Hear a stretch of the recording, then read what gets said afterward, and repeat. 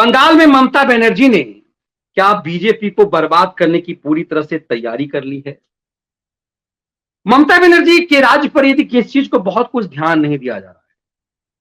पिछले 5 दिनों में, पिछले 5 महीनों में बंगाल से बीजेपी की 7-8 विधायक कम हो गए हैं। जो 77 की संख्या थी वो 69-70 पे आ चुका हुआ है। मतलब बीजेपी के विधायक जो भी चुन करके आए थे वो भी कम हो रहे हैं।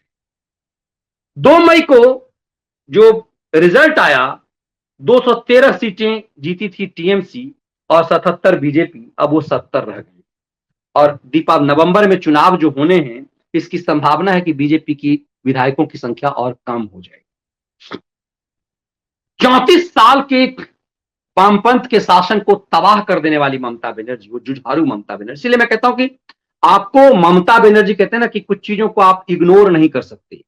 ममता बनर्जी के फाइटर चरित्र को आप इग्नोर नहीं कर सकते।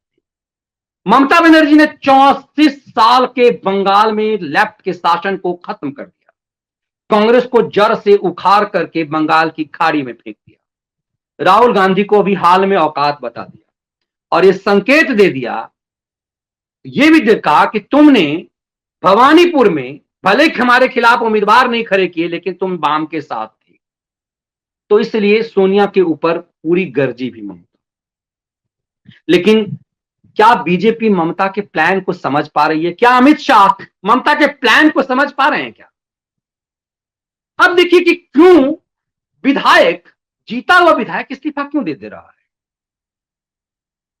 जीता हुआ सांसद इस्तीफा दे रहा है। मंत्री था, मंत्री पद से हटाया गया, वो टॉलीवुड का नचनिया गवनिया, तो उसने संसद पद का छोड़ दिया। तो बंगाल में बीजेपी के कार्यकर्ताओं को तो छोड़िए, बीजेपी के विधायकों, बीजेपी के सांसदों में कितना डर है कि एक सांसद पार्टी छोड़ देता है।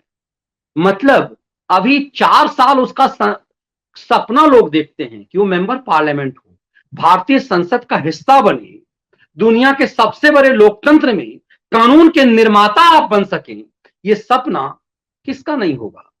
क्या भारत की लोकसभा में आप बैठ सकें, ये सपना किसका नहीं होगा? लेकिन बंगाल में बीजेपी के सांसद मंत्री पद से हटाए जाने के बाद इस्तीफा दे देता है, पार्टी छोड़ देता है, कहता है मैं कहीं नहीं जाऊंगा, फिर टीएमसी में चला जाता है। एमएलएस पार्टी छोड़ छोड़ के भाग रहे हैं और ये 7 की संख्या में ये 7 हो गए हैं। और ये कैसे हो गए? कुछ तो ऐसे इसमें, और आपको आश्चर्य लगेगा कि इसमें जितने भी जो विधायक हैं ये पार्टी छोड़ कुछ जगह तो ऐसे हुए कि उपचुनाव हुए, जैसे ममता बनर्जी जहां से भवानीपुर से जीती हैं तो एक विधायक ने इस्तीफा दे दिया कि हम ममता बनर्जी के लिए सीट समर्पित कर दिया, सुप्रीम कोर्ट में मैटर पेंडिंग हो सकता है, ममता के लिए परेशानी बढ़े इस मामले में। लेकिन विष्णुपुर से जीते तन्मय घोष, बागदा से जीते विश्वजीत दास, कालीगंज से जीते सोनम राय, टीएमसी, ये सब टीएमसी ज्वाइन कर चुके, और निशीथ प्रामाणिक और जगन्नाथ सरकार की एमएलए पद को छोड़ दिया है और इन लोगों ने किसी पार्टी को ज्वाइन नहीं किया है। मतलब ये कि 77 में 75 ये 7 विधायक छोड़ चुके पार्टी।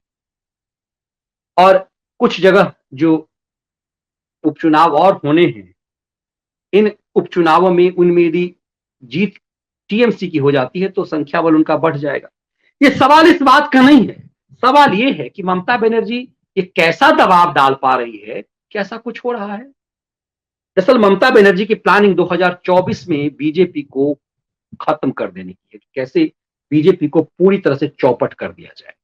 और इस पूरी प्रक्रिया में जो ममता बंगाल में जो 34 साल के वाम को के खात्मे का था, पूरी तरह से जमीन से वाम को उन्होंने बर्बाद कर दिया, उसी ढंग से ममता चाह रही है कि पूरी तरह से इनको बर्बाद कर दिया जाए। और ये कैसे होगा? ये भय से। बंगाल का चरित्र रहा है, जिसकी सत्ता रही है, वो भय इस कदर दिखाता है कि जान से ज्यादा, हमारा संविधान भी कहता है कि जान की कीमत बहुत ज्यादा है, जान बचाने के लिए आप कानून के सामने झूठ बोल सकते हैं।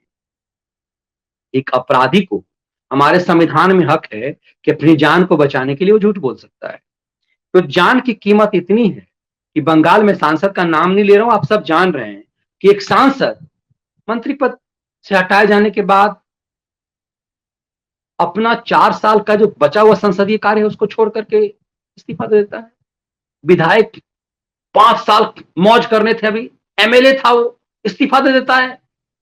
मतलब खुला घूमेगा वो। एमएलए बनना, विधानसभा, और एक मुखिया बनने पर, एक मुखिया के चुनाव में लोग लाखों लाख खर्च करते हैं ताकि मुखिया बनूंगा, सत्ता हाथ में होगी, लाखों लाख की कमाई करूंगा, करोड़ों रुपए कमा लूंगा 5 साल में। एक मुखिया इस ढंग की कमाई जहां कर रहा है और एक मुखिया बनने के लिए इस ढंग की मारा मारी है, वहां जीता हुआ एमएलए इस्तीफा दे रहा है बंगाल में बिना किसी सपने के कि यानी कि यहां जाने के बाद वहां टीएमसी में कुछ उसे मंत्री पद मिल जाएगा, ऐसा भी नहीं है। फिर क्यों ऐसा बंगाल में हो रहा है कि सांसद अपने 4 साल, 3 साल, 3.5 साल के कार्यकाल से पहले इस्तीफा दे रहा है, 5-5 साल का कार्यकाल बचा हुआ एमएलए इस्तीफा दे रहा है। ये डर दिखा रहा है कि आने वाले समय में क्या ये 70 से 35, 20-25 हो जाएंगी। दरअसल बंगाल की कुछ मीडिया साथ कर्मियों से हमारी बातचीत में ऐसा लगा कि ममता की प्लानिंग है कि बीजेपी के विधायकों की संख्या को हम 7 से 10 के बीच ला देंगे। कब? अगले चुनाव तक।